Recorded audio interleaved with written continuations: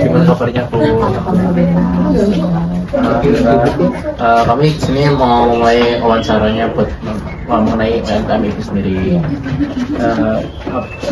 Sebelumnya apa sih yang menginspirasi Bu Eka sehingga membangun UMKM ini? Menurut saya sih pertama prospek lingkungan ya. Ya, prospek lingkungan dalam artian itu kita kan kalau membuka usaha pasti melihat lingkungannya itu prospek banyak anak-anak tangga, karena kan saya kan pertama di sini jualan untuk lingkungannya kan pasti anak-anak ya, anak juga walaupun ada orang dewasa tapi mayoritas pasti anak-anak. Jadi saya melihat pertama itu prospeknya dulu. Kalau buat anak-anak sendiri, apa sih Bu jajanan paling favorit di sini Bu atau? Di sini favoritnya mie gelas sama pop ice. Oh, berarti setiap masih ya itu paling favorit? Pasti ya, sama sosis goreng. Tapi kalau mayoritas di sini mie gelas sama pop ice. Oh iya. Saya lanjut dari pertanyaan sebelumnya. Dari beberapa produk tersebut yang telah dijelaskan sama Tante, apa sih yang menjadi unggulan dari beberapa produk itu? Di antaranya di sini sih mie gelas sama pop ice. Itu yang paling favorit lah di sini dari kalangan pembeli. Mungkin karena rasanya juga enak gitu ya. Iya, terus harganya kan juga terjangkau juga. Untuk kisaran harga produk yang dijual itu bagaimana Tante? Kisarannya berapa gitu? Rata-rata di sini harganya terjangkau ya. Untuk pop ice sendiri kan 3.000, terus untuk mie gelas 2,5. Tapi kalau untuk jajanan ini kan ada yang 1.000-an, 500-an. Jadi saya rasa ya, untuk anak-anak itu masih sangat terjangkau. Iya. Berarti sudah ada cocok ya produk itu dengan penjualan di sekitar lingkungan sini. Iya, cocok. Nah, kemudian kendala apa yang muncul pada saat menjalankan UMKM ini misalnya Tante? Mati lampu. Oh iya, Mati lampu karena pop es kan kita kan pasti pakainya listrik. Iya. Blender nggak bisa. Terus apa es teh itu kalau misalnya seller itu kan nutup seller juga nggak bisa. Oh, iya. Jadi biasanya kalau mati listrik sini. Kalau untuk yang lainnya sih enggak. Iya. Kayak ini aja udah 1 jam ini mati lampu dari tadi belum nyala. Kendalanya iya. itu. Kalau untuk yang lain-lain saya rasa nggak jadi. Terima kasih Tante. Nah, Tante tadi kan udah disebutkan kendalanya mati lampu. Nah, Tante apa yang Tante lakuin saat terjadi kendala itu? Kalau saya biasanya saya tawarin dulu anaknya, kalau misalnya nggak di blender gimana, mau apa enggak. Tapi pasti kan kadang ada yang mau ya, berarti kalau mau berarti nggak ditutup cupnya nggak ditutup. Itu kita tawarin dulu, kalau mau ya udah, kalau nggak mau ya berarti kan nunggu, kalau listriknya itu nunggu sampai nyala ya. Tapi biasanya pada mau sih, jadi nggak ditutup terus nggak di blender. Tapi kan cuman kalau nggak di blender pasti rasanya nggak beda ya. Pada saatnya diseduh pakai air panas. Iya.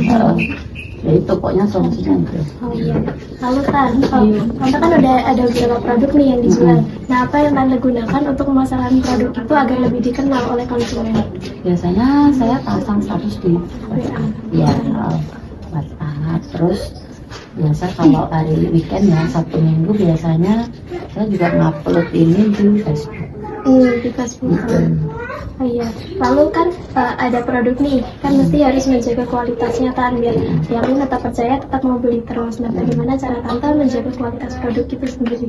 Yang pasti kita tetap melihat kalau pas beli itu expirednya ya, karena expired, terus kebersihan juga, terus bagaimana kita melayani anak-anak, karena kalau anak-anak itu kan gampang susah.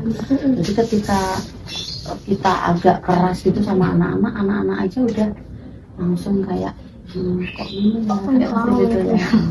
Jadi emang apa ya, pelayanan kebersihan sama mutu dan kualitas barang-barang kita. Terus jual juga harus expired, terus pengambilan itu juga pasti kita perhatikan utama. Izinkan saya akan untuk membacakan pertanyaan lagi dari saya. Pertanyaan selanjutnya yaitu apa sih rencana dari Tante dalam waktu yang jangka panjang untuk membuat warung ini agar bisa lebih dikenal masyarakat dan lebih banyak konsumen? Rencana saya sih biasa ya, kalau untuk setiap hari pasti kita tetap pas kayak pasang status WA gitu, setiap weekend kita pasti di medsos, Facebook ya. Terus rencananya sih kita tetap harus nambah produk untuk jangka panjangnya. Kayak misalnya ada di sini ya yang ngetren apa, misalnya pop es rasa terbaru, kita mengikuti lah setiap kali ini lagi ngetren ini kita pasti mengikuti. Jadi seperti itu.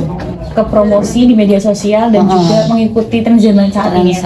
Apalagi yang digemari oleh anak-anak ya. Yang digemari anak-anak pasti ya. Terus kita kan juga menerima masukan juga dari anak-anak, misalnya oh gini tante beli mie gelas yang ngerasa bakso misalnya. Oh iya berarti kita beli. Ini ada yang sari mie rasa pedas luar, ini enak loh. Oh ya berarti kan kita harus beli. Jadi kita mengikuti itu.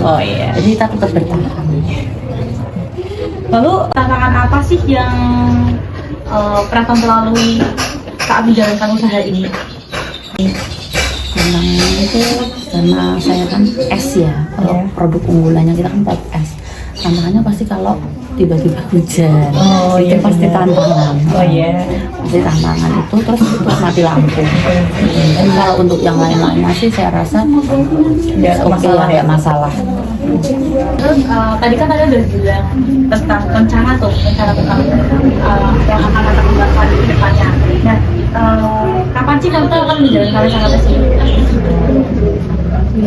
Ini masih ya ini ya kayak apa ya situasi ya. Kalau saya kan karena saat ini sedang repot sedang repot, jadi biasanya kalau kita menambah produk itu pas weekend, maksudnya pas anak-anak gitu, jadi ada yang membantu. Tapi kalau mungkin kalau udah ada sedikit sih adiknya ya, biasanya mau nambah produk kayak nambah cuman kan ini masih rekam ya, jadinya mungkin adiknya bisa sambil ya biar. Lalu pertanyaan selanjutnya, bagaimana sih cara Tante dalam merealisasikan rencana tersebut? Biasanya kalau pas weekend ya, kayak Sabtu Minggu pasti orang pada libur, pasti kita udah mencoba kayak ada tadi kayak ya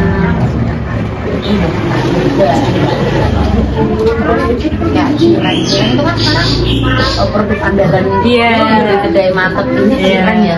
Kita misalnya produksi berapapun itu maksimal 2 hari itu berapa ratus gitu ya, benar 2 hari pasti langsung ludes. Cuman untuk saat ini memang kita bisa bikin itu pas weekend aja. Jadi ya itu. Jadi pas weekend itu kita merealisasikan rencana tersebut. Baik, terima kasih atas kesempatan yang diberikan kepada kami sehingga kami bisa memberikan pertanyaan kepada Tante dan mendapatkan informasi yang jauh lebih lanjut.